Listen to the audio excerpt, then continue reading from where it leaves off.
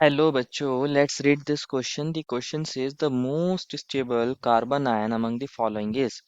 बच्चों हमें option A के अंदर एक बेंजीन रिंग दी गई है और उससे अटैच है हमारा C H two negative. Second के अंदर बेंजीन रिंग से डायरेक्टली अटैच सिर्फ सी एच टू नेगेटिव है। थर्ड ऑप्शन के अंदर हमारे पास बेंजीन रिंग से C H two negative attach है एंड पैरा पोजीशन पर O C H three group है। एंड डी ऑप्शन के अंदर कौन है बच्चों, बेंजीन रिंग के ऊपर C H two negative attach है एंड पैरा पोजीशन पर एनओ टू ग्रुप अटैच है। तो हमें बताना है इनमें से सबसे ज्यादा स्टेबल कार्बन अनायन कौन सा होगा। तो फर्स्ट ऑफ ऑल बात करते हैं इस क्वेश्चन में हमारे की कंसेप्ट के बारे में।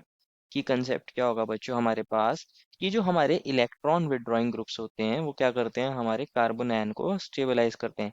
Electron withdrawing group stabilise the carbanion. Electron withdrawing groups stabilise carbanion. कैसे स्टेबलाइज करते हैं, ये क्या काम करते हैं बच्चों, इलेक्ट्रॉन डेंसिटी को कार्बन आयन के ऊपर डिक्रीज कर देते हैं तो हमारा कार्बन आयन स्टेबलाइज हो जाता है। तो हमें ये देखना है कि कहाँ हमारे पास हमारे इलेक्ट्रॉन विड्रॉइंग ग्रुप्स प्रेजेंट होंगे। और दूसरी चीज एक इंपॉर्टेंट कौन सी होती है बच्चों, जो हमारे पास इलेक्ट्रॉन रिलीजिंग ग्रुप होते हैं, इलेक्ट्रॉन डोनेटिंग ग्रुप होते हैं, वो इलेक्ट्रॉन डेंसिटी को बढ़ा देंगे कार्बन आयन के ऊपर तो वहाँ वो उसको डिस्टेबलाइज करेंगे। तो वन बाय वन सारे ऑप्शंस को देखते हैं। ऑप्शन ए के अंदर हमें क्या मिला है, एक बेंजीन रिंग है बच्चों। ये हमारे पास बेंजीन रिंग है और यहाँ सी एच टू और सी एच टू नेगेटिव है। अगर बच्चों आप इस कार्बन आयन को देखोगे तो यहाँ C H two group attach है। सी एच टू ग्रुप कैसा इफेक्ट दिखाता है, प्लस आई इफेक्ट दिखाता है, प्लस इंडक्टिव इफेक्ट दिखाता है। ये क्या करेगा, इलेक्ट्रॉन डेंसिटी को सी एच टू नेगेटिव के ऊपर बढ़ा देगा through plus I effect, inductive effect.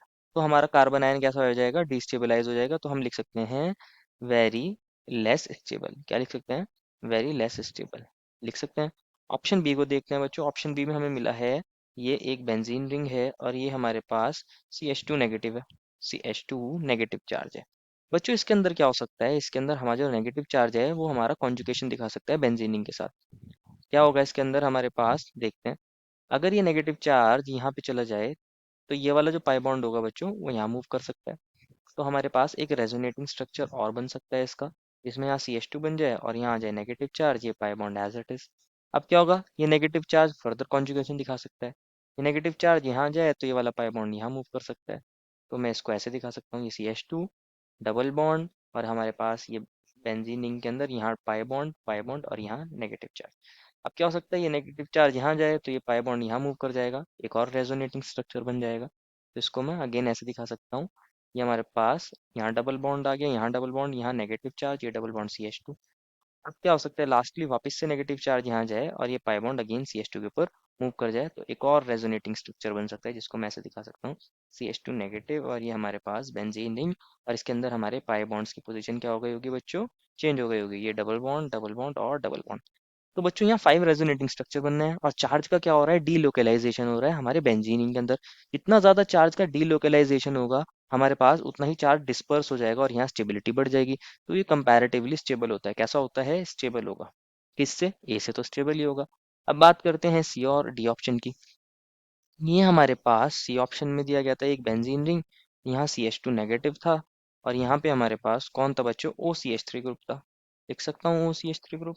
इसके अंदर भी बच्चों हमारा नेगेटिव चार्ज क्या कर सकता है, बेंजीन रिंग के अंदर कॉन्जुगेशन कर सकता है। लेकिन इसके अंदर एक चीज और होगी इंपॉर्टेंट बच्चों, ये जो हमारा ऑक्सीजन होता है बच्चों, इसके पास क्या होते हैं, लोन पेयर। ये हमारा यहाँ प्लस एम इफेक्ट दिखाता है, प्लस मेसोमेरिक इफेक्ट दिखाता है। कौन सा इफेक्ट दिखाएगा, प्लस एम इफेक्ट दिखाएगा। ये क्या करेगा, अपने इलेक्ट्रॉन पेयर को यहाँ डोनेट करेगा और ये पाई बॉन्ड यहाँ मूव कर जाए तो ये वाला पाई बॉन्ड यहाँ मूव कर सकता है। तो हमारे पास क्या बनेगा बच्चों, इसको समझते हैं।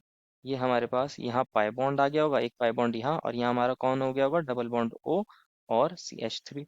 और ऑक्सीजन पे आ गया होगा पॉजिटिव चार्ज।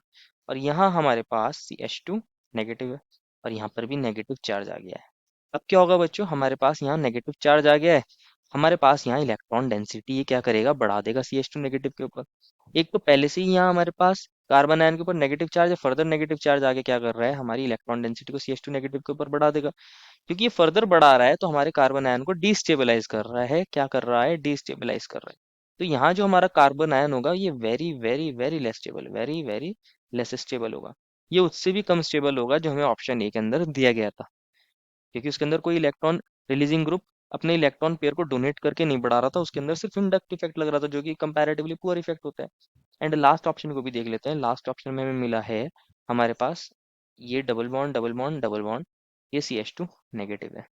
और यहाँ हमारे पास NO2 ग्रुप है। NO2 ग्रुप को मैं कैसे लिख सकता हूँ, यहाँ O पे नेगेटिव, ये N पे पॉजिटिव, ये डबल बॉन्ड O, ऐसे ही लिखते हैं NO2 ग्रुप को। यस, क्या हो सकता है इसके अंदर, जो हमारा NO2 ग्रुप होता है ये इलेक्ट्रॉन विड्रॉइंग ग्रुप होता है, ये दिखाता है -M इफेक्ट।